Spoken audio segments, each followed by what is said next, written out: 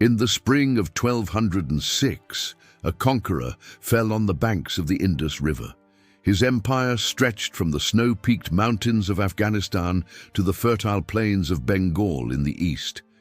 Yet this man, who commanded hundreds of thousands, would die not in the glory of battle.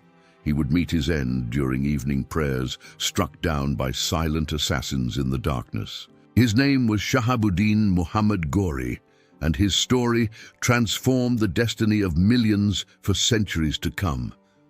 The turning of the 12th century witnessed a dramatic transformation across the landscape of Asia and the subcontinent. While crusaders battled in Jerusalem and Mongol tribes gathered strength on distant steppes, a new power rose unexpectedly. From the isolated mountain valleys of Gori in central Afghanistan emerged a dynasty that would reshape Indian history. This is the story of Muhammad Gori, a man who built nothing less than an empire. He defeated the mightiest Hindu confederacy at Tarain and planted the seeds of the Delhi Sultanate. Yet unlike the raiders who came before him, Gori did not simply plunder and retreat to distant lands. He established permanent rule, trusted brilliant generals, and laid administrative foundations that endured for 3 centuries after his death. Pakistan itself honors his memory, naming its long-range Gori missile after this formidable strategist and state-builder. But who was this man who changed the course of subcontinental history with such decisive and lasting impact? How did a ruler from mountainous Gori manage to succeed where the powerful Ghaznavids had repeatedly failed? What drove him to march year after year into India, facing defeat and humiliation before achieving ultimate triumph? And why, despite his military genius and vast conquests, did his empire crumble within a decade of his death? If you find this documentary useful and informative, please like and subscribe to Unleash Facts for more content. Your support helps us bring history to life and continue creating comprehensive documentaries about the past. Join us now as we journey back 8 centuries to discover the remarkable life of Muhammad Gori.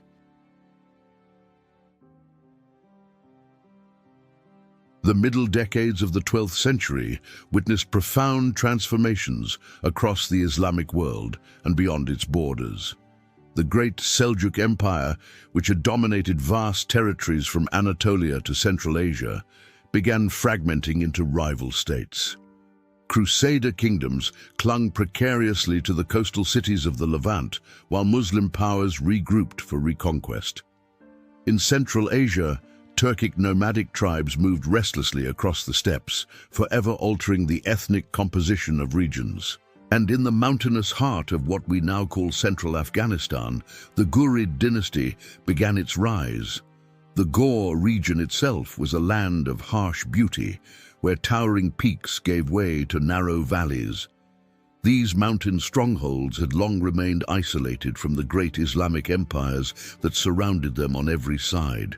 Indeed, until the early 11th century, Gori remained primarily Hindu and Buddhist, despite surrounding Muslim principalities and kingdoms. The great Ghaznavid Sultan Mahmud of Ghazni finally conquered Gori around the year 1011. He left behind teachers to instruct the inhabitants in Islamic precepts, gradually converting the population over subsequent decades. For more than a century afterward, the Ghurids served as vassals to the mighty Ghaznavid Empire to their south. But in 1149, a poisoning incident ignited a blood feud that would reshape regional power. The Ghaznavid ruler Bahram Shah treacherously poisoned a Ghurid prince named Qutb al-Din, who had sought refuge there.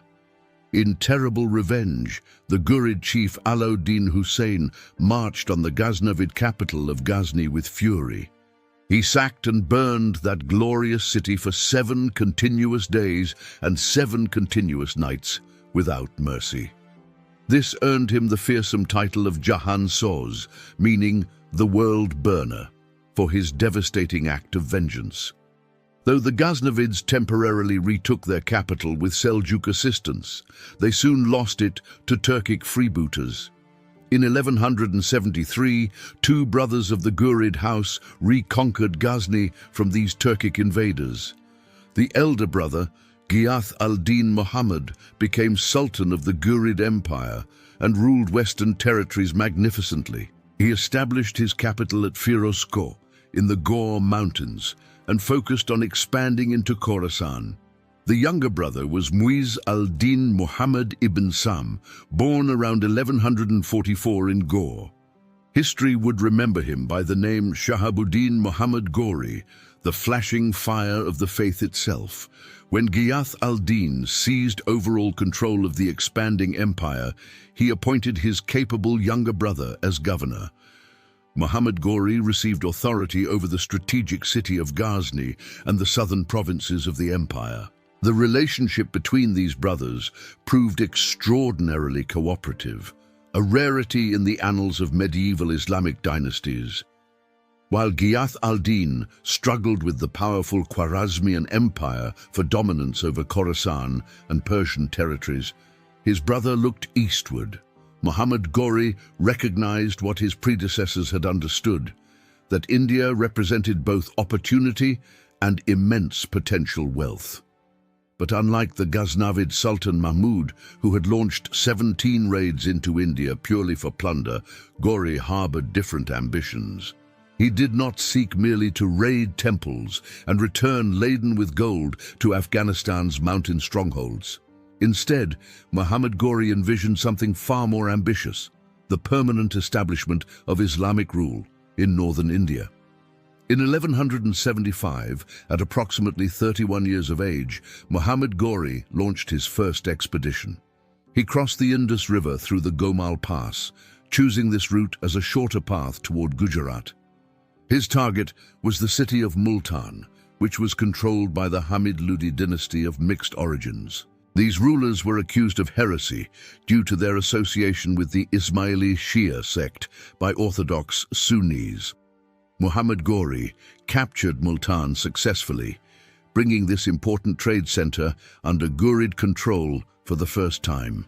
The following year, in 1176, he advanced on the fortress city of Uk. According to contemporary chroniclers, Gori employed both military force and diplomatic cunning to secure Uk's surrender and incorporation. These early victories gave him crucial footholds on the western approaches to the rich heartland of India. Yet a shocking and hidden twist awaited the ambitious young conqueror in the deserts of Rajasthan ahead. With Multan and Uch secured as forward bases, Muhammad Gori turned his attention toward the wealthy regions further east. In 1178, flush with confidence from his initial conquests, he launched an ambitious campaign toward Gujarat. This prosperous coastal region tempted many invaders with its thriving ports, rich trade networks, and accumulated temple treasures. But Gujarat was defended by the powerful Chalukya dynasty under their capable ruler Mularaja II himself. Near Mount Abu, in the arid hills of Rajasthan, the two armies met in battle formation. The result proved catastrophic for Muhammad Gori, who suffered a crushing and humiliating defeat at Chalukya hands. The Ghurid warriors were completely routed, and Muhammad Gori himself barely escaped with his life from the battlefield. Contemporary accounts suggest he fled the field in disgrace, a rare moment of total defeat for the proud conqueror. This stunning reverse taught Gori a crucial lesson about the military capabilities of India's Hindu kingdoms and their defenses. He realized he could not simply march wherever he wished and expect easy victories over supposedly weaker opponents. He understood now the absolute necessity of establishing a secure base in Punjab before attempting deeper penetration southward. For the next several years, Muhammad Gori focused on consolidating his position in the territories already under control. He strengthened the defenses of Multan and Uk, built up his warrior forces, and studied Indian tactics. Meanwhile, to the east, the political landscape of northern India underwent significant changes during these crucial decades. The The Ghaznavid Empire, once the dominant power in Punjab and eastern Afghanistan, continued its long, painful decline. By 1186, only the city of Lahore remained under Ghaznavid control as their last stronghold.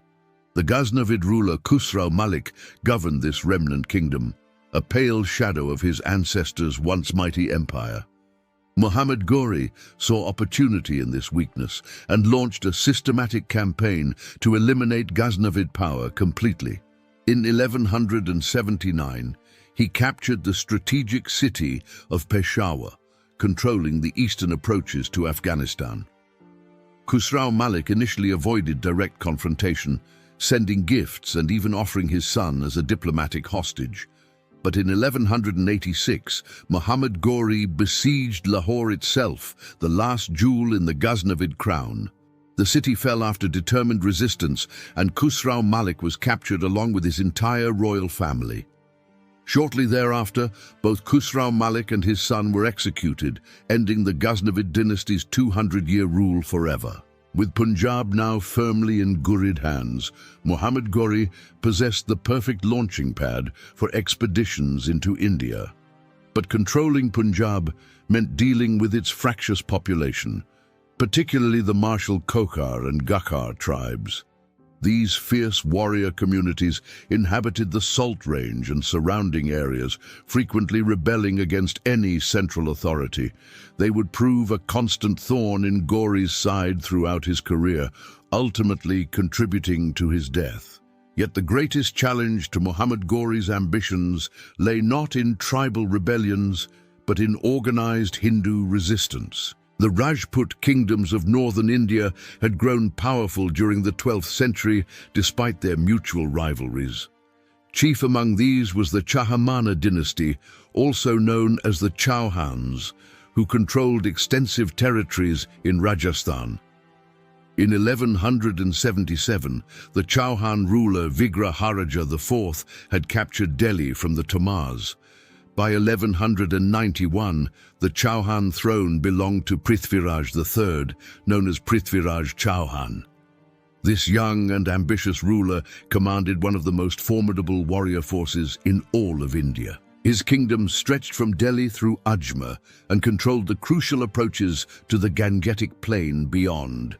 Prithviraj Chauhan had already demonstrated his martial prowess by defeating numerous Turkish raiders who attempted to enter Rajasthan. He had killed large numbers of Turkic warriors in these frontier skirmishes, establishing his reputation for courage. The stage was now set for an inevitable collision between two ambitious rulers seeking dominance over northern India. Muhammad Gori needed to break through Rajput defenses to access the wealth of the Gangetic heartland. Prithviraj Chauhan stood determined to prevent any foreign power from establishing permanent control over Hindu territories and kingdoms. In 1191, Muhammad Gori advanced and captured the fortress of Tabahinda, known today as Bhatinda. This fort lay within territory claimed by Prithviraj Chauhan, making conflict between the two powers absolutely inevitable. News of Tabahinda's fall reached Prithviraj Chauhan at his capital in Ajmer, igniting immediate preparations for war. The Chauhan ruler understood that this represented no mere raid, but a direct challenge to his sovereignty. He mobilized his considerable resources and reached out to neighboring Rajput kingdoms for support in the coming confrontation.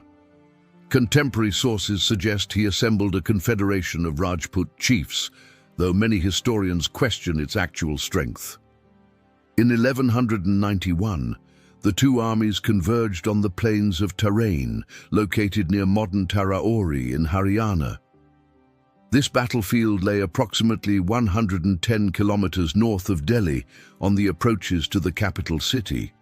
The Persian sources provide limited details about the First Battle of Tarain, focusing mainly on its disastrous outcome for Gori. Hindu and Jain chronicles claim Prithviraj had defeated Muhammad Gori multiple times before this decisive battle engagement. While these accounts likely exaggerate the number of previous encounters, they reflect the intensity of border conflicts. The Rajput forces at Tarain deployed in traditional formation with heavily armored cavalry, war elephants, and massed infantry.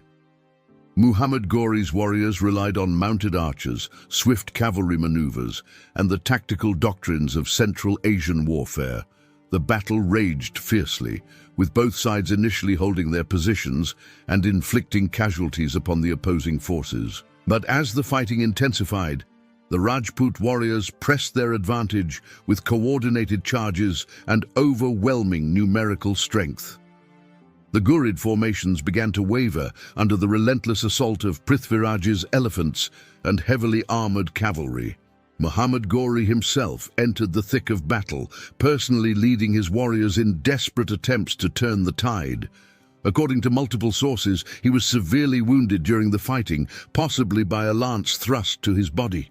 As the Ghurid position collapsed, Muhammad Gori's life hung by a thread amid the chaos of retreat. A young Khalji horseman named Hussein Karmil managed to place the wounded commander on his horse at great risk. This brave warrior then fought through pursuing Rajput forces and carried Gori from the battlefield to safety beyond. The First Battle of Tarain ended in complete victory for Prithviraj Chauhan and devastating defeat for the Ghurid invader. The Rajput warriors pursued the fleeing Turkish forces, inflicting heavy casualties during the disorganized retreat toward Punjab. Prithviraj Chauhan marched on Tabar Hinda and laid siege to the fortress for 12 long months before it surrendered. He returned to Ajmer in triumph, celebrated as a hero who had defended Hindu India from foreign invasion.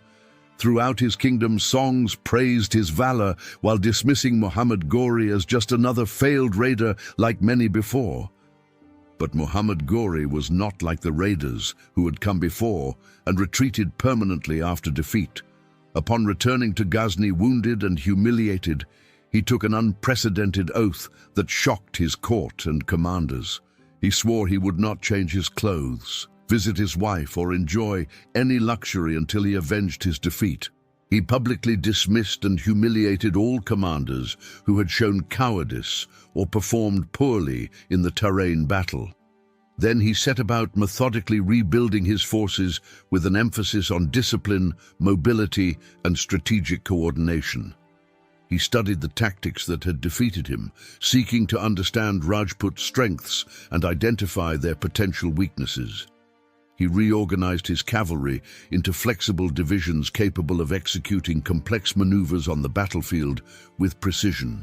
He drilled his warriors relentlessly in the feigned retreat tactic, a strategy that had served steppe peoples effectively. Meanwhile, back in Ajmer, Prithviraj Chauhan basked in his victory, but failed to prepare adequately for renewed assault. He had sent many of his commanders on campaigns elsewhere, dispersing his forces across his extensive territories.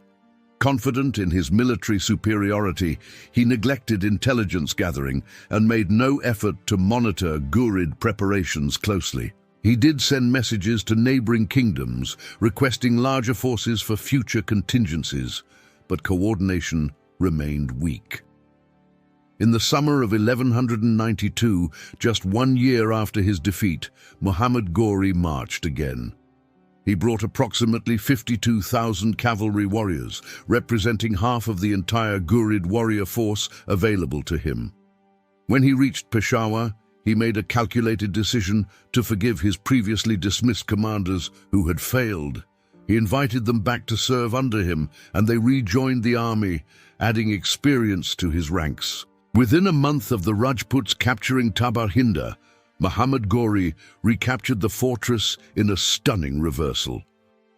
Muhammad Gori sent a formal message to Prithviraj Chauhan, demanding that the Rajput ruler accept him as overlord.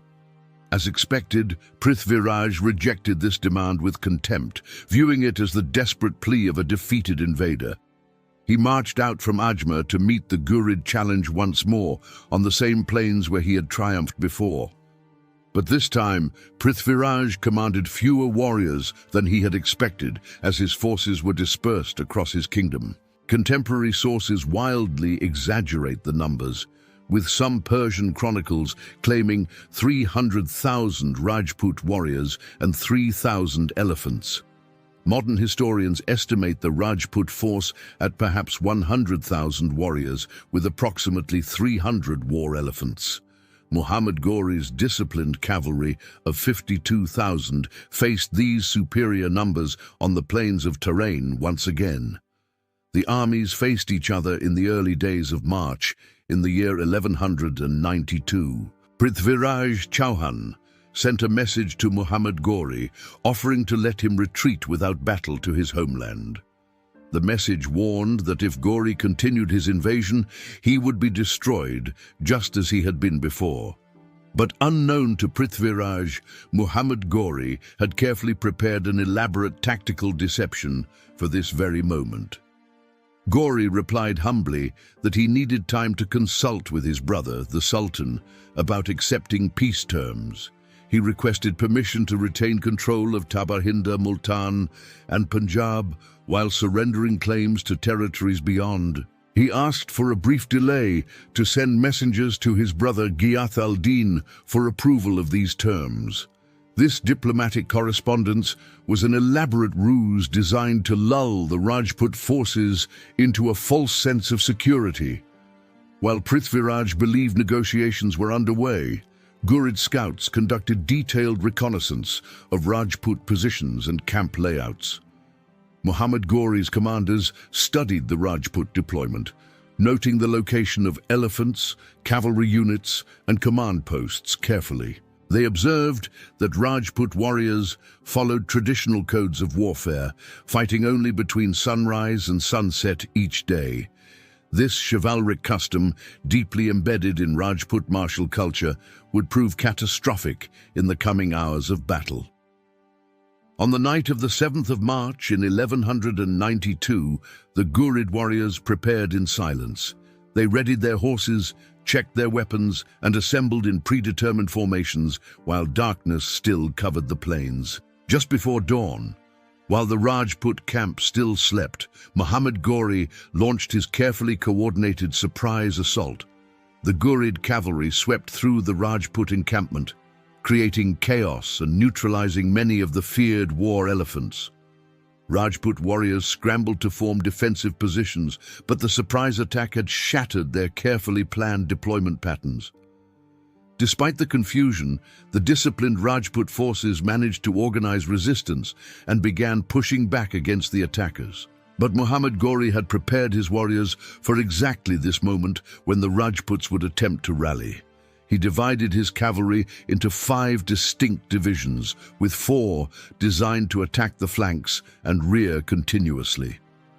His central division of approximately 10,000 mounted archers under the command of Hussein Kamil received specific instructions. They were ordered to engage the Rajput forces directly, but then execute a feigned retreat when the enemy advanced. The tactic unfolded precisely as Muhammad Gori had planned during months of preparation and training after his defeat. As the Rajput forces charged forward to engage the Ghurid center, those warriors appeared to break and flee. The Rajput cavalry and elephants pursued eagerly, believing they were once again routing the Turkish invaders from the field. But this pursuit broke apart the Rajput formation, separating units from their commanders and creating gaps in their lines. The 4 flanking divisions of Ghurid cavalry then struck simultaneously from all sides in a coordinated encirclement maneuver. The Rajput forces found themselves surrounded, cut off from support, and subjected to continuous volleys of arrows from mounted archers. Confusion turned to panic as warriors realized they were trapped in a killing zone with no clear escape. The battle that had begun before dawn continued through the entire day as Rajput warriors fought with desperate courage.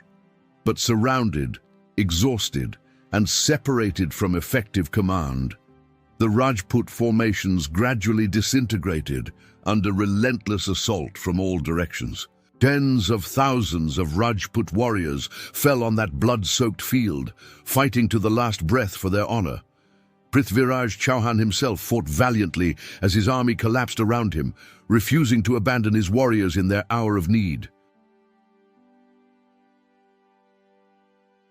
As the sun began setting on the 8th of March in 1192, the Second Battle of Tarain reached its conclusion.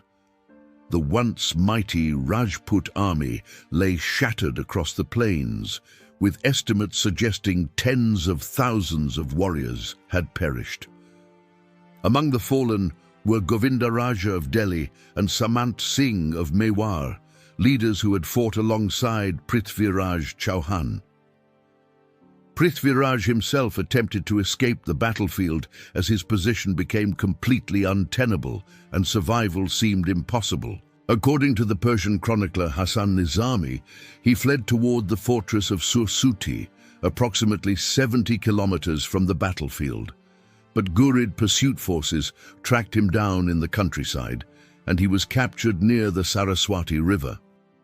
The fate of Prithviraj Chauhan after his capture remains one of the most disputed questions in medieval Indian history. Most medieval Muslim sources state he was taken to Ajmer, where Muhammad Gori initially planned to reinstate him as a vassal. These accounts suggest Gori hoped to use Prithviraj as a puppet ruler who would govern on behalf of the Ghurid Empire. But according to these same sources, Prithviraj soon rebelled against this arrangement and was executed for treason against his overlord. Hindi folklore preserves a different tradition, claiming Prithviraj killed Muhammad Gori through a remarkable feat of archery skill. This legend states the blind captive king shot Gori accurately by sound alone in an act of ultimate revenge.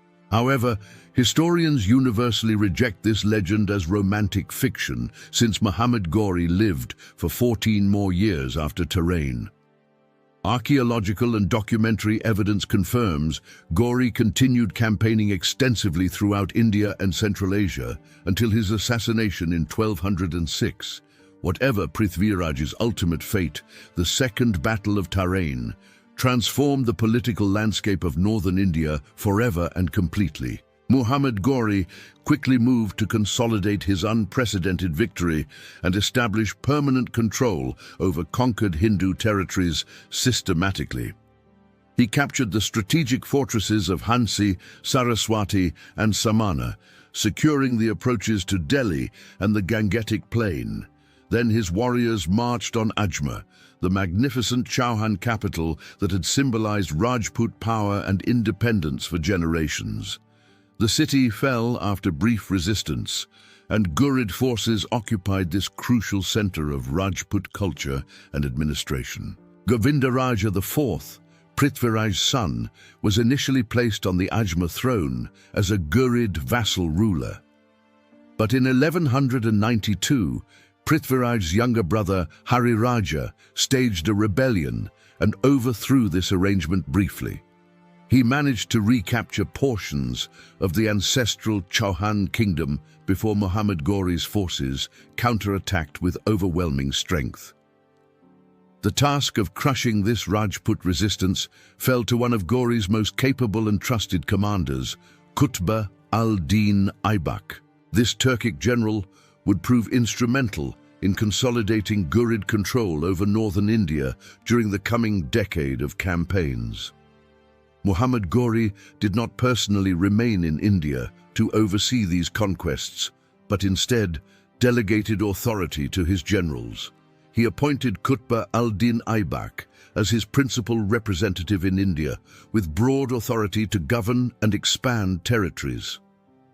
This proved a masterstroke of strategic thinking, as Aibak possessed both military genius and considerable administrative capability for the role. In 1194, just 2 years after Tarain, Muhammad Gori launched another major expedition into the Gangetic heartland. He crossed the Yamuna River and advanced toward Kannauj, one of the most ancient and prestigious capitals in India. The city was ruled by Raja Jayachandra of the powerful Gahadavala dynasty, who commanded substantial forces and considerable resources. The two armies met at Chandawar, and once again, Muhammad Gori's tactical superiority proved decisive in securing victory. Raja Jayachandra fell in battle, and his kingdom collapsed under the Ghurid onslaught that followed his death on the field. With this victory, the rich territories along the Ganges River came under Ghurid control, opening access to Bengal. Muhammad Gori's general Bakhtiar Khalji subsequently pushed even further east, conquering Bihar and Bengal in a remarkable series of campaigns. By 1198, Ghurid authority extended from Afghanistan through Punjab and Delhi to the eastern edge of India. This represented the most extensive Muslim-controlled territory in the subcontinent since the Arab conquest of Sindh centuries earlier. Yet even as he achieved these stunning victories in India, Muhammad Gori faced serious challenges in his western territories. His brother Ghiyath al-Din had struggled for years against the powerful Khwarezmian Empire for control of Khorasan's fertile lands. The establishment of Ghurid control over northern India triggered profound transformations across the newly conquered territories and beyond. In Delhi, which had fallen to Ghurid forces shortly after the Second Battle of Tarain, a new administrative structure emerged. Muhammad Gori established Delhi as the primary center for governing the Indian provinces under capable Turkish administrators and commanders. Qutb al-Din Aibak, governing as viceroy from this strategic location, oversaw the consolidation of Ghurid power methodically and systematically.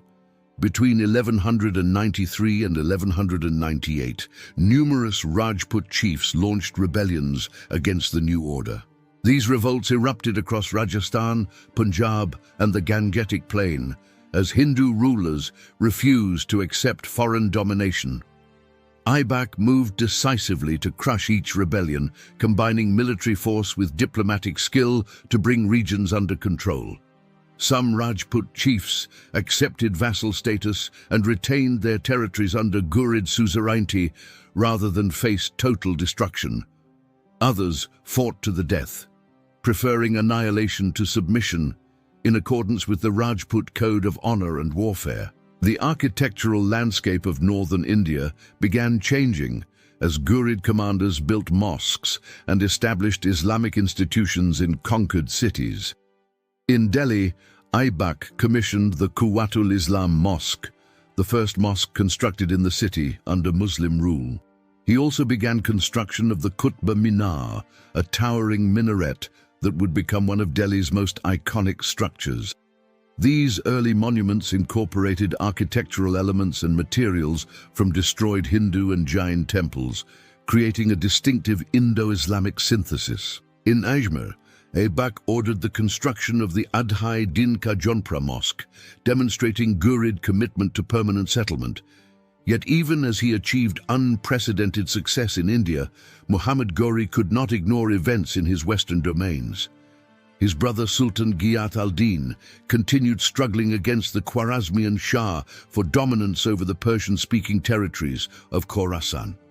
These conflicts demanded Muhammad Gori's attention and military resources, forcing him to divide his focus between east and west. And in March of 1203, Sultan Ghiyath al-Din died, leaving Muhammad Gori as sole ruler of the Ghurid Empire. This elevation brought both opportunity and burden, as he now bore complete responsibility for defending and expanding the dynasty's domains. The Khwarezmian Empire under Ala ad-Din Muhammad had grown increasingly powerful and aggressive during this period, threatening Ghurid territories constantly. In 1204, Muhammad Gori suffered a catastrophic military defeat at the Battle of Ankud against the Khwarezmians. This stunning reverse severely damaged his military reputation, which had been built on his remarkable victories in India over decades. News of the defeat spread throughout the Ghurid Empire, encouraging rebellions and resistance in various provinces simultaneously and unexpectedly. In Punjab, the martial Khokar tribes saw opportunity in Ghurid weakness and rose in widespread rebellion under leaders named Bakan and Sarkar. These fierce warriors blocked the crucial routes between Lahore and Ghazni, disrupting communications and threatening Ghurid control entirely. According to the chronicler Minhaj-i-Siraj Juzjani, not a single traveler could pass safely through these territories during the rebellion. Many other tribes and chiefs throughout India also cast off Ghurid authority, sensing the empire's vulnerability after Ankud's disaster. Muhammad Gori recognized the extreme danger these rebellions posed to his entire position in India and the broader empire's stability. In early 1206, despite his advancing age of approximately 62 years, he personally led an expedition to Punjab. He marched from Ghazni with a substantial force, determined to crush the Khokar uprising and restore Ghurid authority decisively. His trusted generals Qutb al-Din Aibak and Iltutmish joined him with their Indian contingents to suppress the widespread rebellion. The armies converged between the Chenab and Jhelum rivers, where the Khokars had assembled their forces for a decisive confrontation. The battle raged from early morning until sunset, with the Khokars offering fierce resistance against the better-equipped Ghurid warriors. At several points, the Khokar forces nearly carried the day through sheer courage and determination against overwhelming odds. But the timely arrival of Iltutmish, with reserve forces from his position on the Jhelum River, turned the tide decisively. The Ghurid warriors routed the Khokar forces completely, and Muhammad Gori ordered a brutal massacre of the defeated rebels. Thousands of Khokars were slaughtered on the battlefield and in the pursuit that followed their broken formations through the countryside. Many others were captured and enslaved, with some forced to convert to Islam under threat of death afterward. After crushing the Khokhar rebellion with overwhelming force, Muhammad Gori prepared to return to his capital at Ghazni in Afghanistan. He had successfully restored Ghurid authority in Punjab and demonstrated that challenges to his power would be met with merciless response. His caravan departed from the Punjab in mid-March of 1206, traveling westward along familiar routes toward home. On the 15th of March, the caravan stopped for the night at Damyak near Sohawa, close to modern Jhelum in Pakistan. This location on the banks of the Indus River seemed secure, surrounded by recently pacified territory and Ghurid warriors. As evening approached, Muhammad Gori performed his customary prayers, kneeling in devotion as he had done throughout his life. But assassins had infiltrated the camp, sent by parties whose identity remains disputed by historians to this very day. As the 62-year-old conqueror offered his evening prayers, the killers struck swiftly, cutting down the ruler of a vast empire. The assassins disappeared into the night, leaving behind chaos and confusion in the Ghurid camp as news spread rapidly. Multiple contemporary sources recount the assassination, though they disagree significantly about who sent the killers and their precise motivations. The 16th century chronicler Firishta claims the assassins were Khokars seeking revenge for the recent massacre of their kinsmen. Earlier sources, including Minhaj-i-Siraj and Ibn al-Athir, attribute the murder to Ismaili assassins serving an unknown master. Some historians speculate the Khwarezmian Shah ordered the killing to eliminate his greatest rival, though evidence remains inconclusive and debated. Others suggest a conspiracy involving multiple parties who all benefited from Muhammad Gori's sudden death at that crucial moment. Whatever the truth, the assassination instantly triggered the collapse of the Ghurid Empire that Muhammad had built over 3 decades. He left no direct heirs, as his only daughter had died during his lifetime, leaving no grandchildren to inherit power. The various Turkish generals who had served him immediately began competing for control of different provinces and territories throughout the empire. In Ghazni, Tajuddin Yildiz established himself as ruler, claiming authority over the Afghan heartland and western territories strategically. Nasiruddin Kabacha took control of Multan and Sindh, carving out an independent kingdom in the lower Indus Valley. In Bengal, Bakhtiar Khalji's successors fought among themselves for dominance over the eastern conquests that extended to Assam. But the most significant inheritance fell to Qutb al-Din Aibak, who controlled Delhi and the rich Gangetic heartland territories. Aibak had been Muhammad Ghori's most trusted commander in India, governing with considerable autonomy for over a decade continuously. In 1206, shortly after Muhammad Ghori's death, Aibak declared himself Sultan and established independent rule from Lahore. He initially acknowledged nominal suzerainty to Ghiyath al-Din Mahmud, Muhammad Ghori's nephew, who claimed the Ghurid throne in Ghazni. But this acknowledgement was purely ceremonial, and Aibak ruled independently over the Indian territories without external interference or control. Thus was born the Delhi Sultanate, which would endure for more than 3 centuries under 5 successive Muslim dynasties. Aibak founded what historians call the Mamluk, or slave dynasty, named because many of its rulers were of slave origin. His successors, particularly his son-in-law Iltutmish, consolidated and expanded the Sultanate, transforming it into a formidable regional power. The Delhi Sultanate survived the devastating Mongol invasions that destroyed virtually every other Muslim state in Central Asia catastrophically. While the Khwarezmian Empire fell to Genghis Khan's hordes within 2 decades, Delhi endured and even prospered remarkably.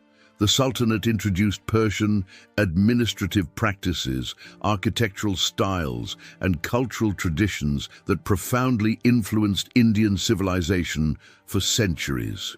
It created a unique Indo-Islamic synthesis that blended Persian, Turkic, Afghan, and native Indian elements into something entirely new. The development of Urdu as a language emerged from this cultural fusion, combining Persian, Arabic, and local Indian languages. Indo-Islamic architecture evolved distinctive characteristics, blending dome and arch construction with Indian decorative motifs and spatial concepts beautifully. The Sultanate also facilitated increased trade between India and the wider Islamic world, bringing economic prosperity to many regions. Yet, the establishment of Muslim rule also brought profound challenges and conflicts that would resonate through subsequent centuries of history. The destruction of temples, the imposition of jizya tax on non-Muslims, and religious tensions created lasting grievances among Hindu populations.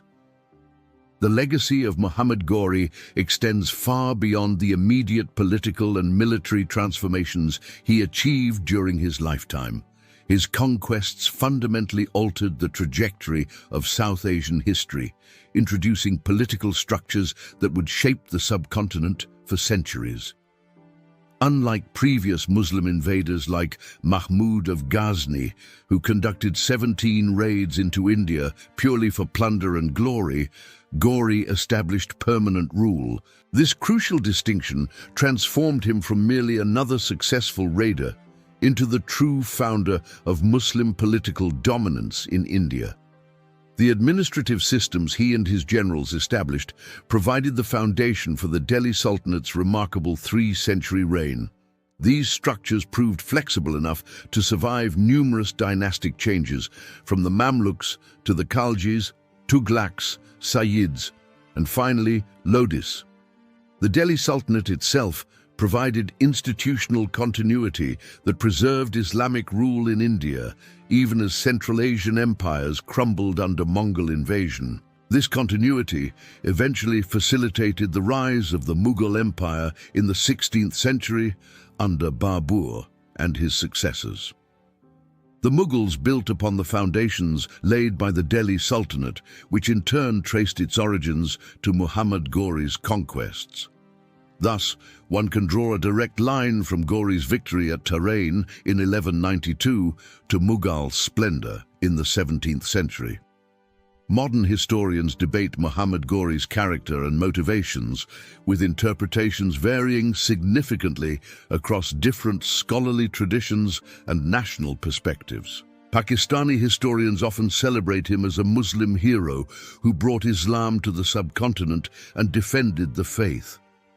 Pakistan's decision to name its Gori ballistic missile program after him reflects this positive assessment of his historical legacy.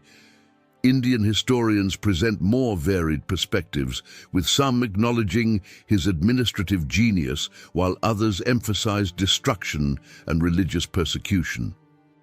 Hindu nationalist interpretations often portray him as a foreign invader who destroyed temples and subjugated the indigenous Hindu population. More nuanced scholarly approaches recognize the complexity of medieval conquest and state formation, avoiding simplistic hero-villain narratives about historical figures.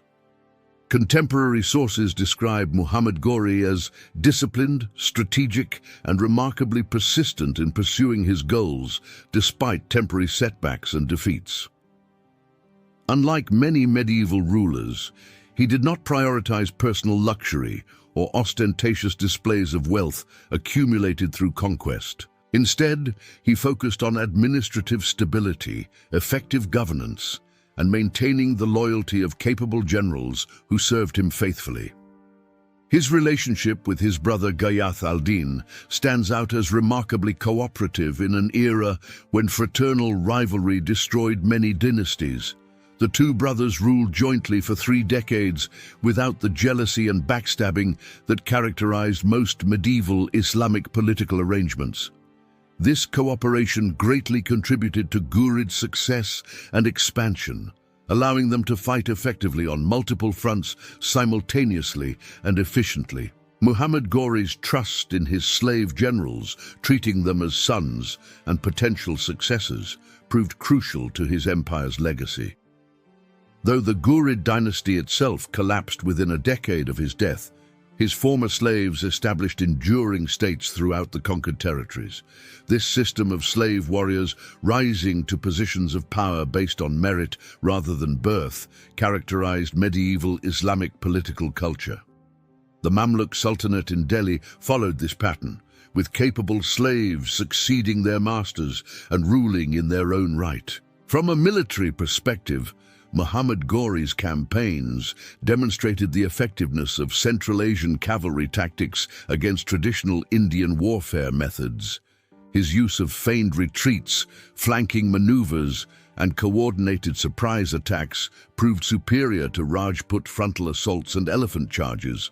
These tactical lessons influenced subsequent warfare in the subcontinent for centuries, as later rulers adopted mobile cavalry as primary forces. The Second Battle of Tarain specifically became a case study in how disciplined tactical deception could overcome superior numbers and courage.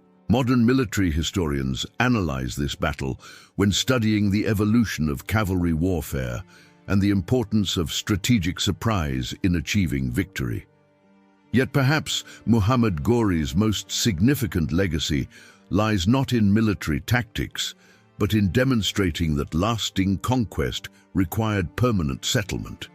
He understood that true power came not from raiding and retreating, but from establishing administrative control and governing effectively over time. This insight separated him from Mahmud of Ghazni and made him the true founder of sustained Muslim political presence in India. The Delhi Sultanate he inadvertently created survived Mongol invasions that destroyed the Khwarezmian and Abbasid states utterly and completely. It preserved Islamic civilization in South Asia when it faced existential threats elsewhere, maintaining literary and architectural traditions through dark centuries. On a spring evening in 1206, assassins struck down Muhammad Gori as he knelt in prayer. Thus ended the life of a man who had transformed the political landscape of South Asia through persistence and strategic vision. His conquests opened northern India to sustained Muslim rule that would last for more than 5 centuries under various dynasties. The Delhi Sultanate he inadvertently founded survived where other Islamic empires fell, preserving civilization through tumultuous times of upheaval. His generals, whom he treated as sons, carved out kingdoms and established dynasties that shaped the subcontinent's medieval history profoundly. Pakistan honors his memory today, naming its strategic missile program after him in recognition of his historical significance and lasting impact. Yet his legacy remains contested, viewed differently by various communities based on their own historical perspectives and contemporary political considerations. For historians, Muhammad Gori represents a pivotal figure whose actions fundamentally altered the course of Indian and South Asian history. He demonstrated that lasting political change requires not merely military victory, but also effective administration and strategic delegation to capable subordinates. His trust in his generals, particularly Qutb al-Din Aibak, ensured his conquests endured despite his sudden death without direct heirs. The Indo-Islamic synthesis that emerged from his conquests enriched South Asian civilization with new architectural styles, languages, and cultural traditions. From the towering Qutb Minar to the development of Urdu, his influence permeates the cultural landscape of modern India and Pakistan.